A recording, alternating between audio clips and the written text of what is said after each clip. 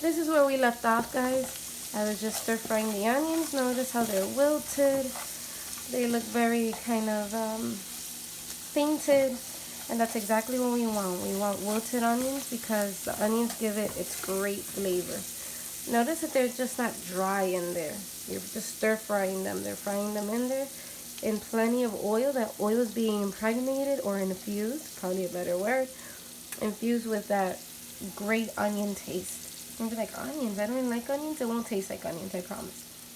So here I go. Give me one sec.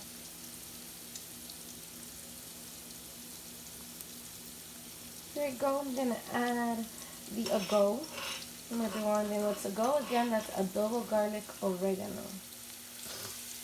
Here it is.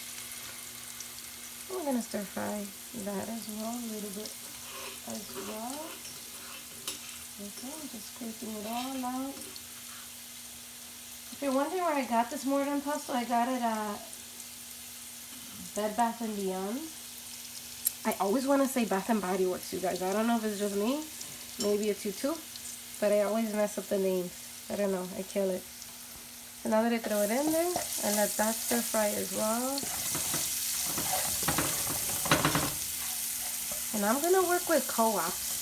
So remember in the beginning I said there are two acronyms. The first one is AGO, and the second one is co-ops. Co-op stands for cilantro, onions, which we already have, olives, peppers, sauce, and maybe sazon. So it could end in two S's.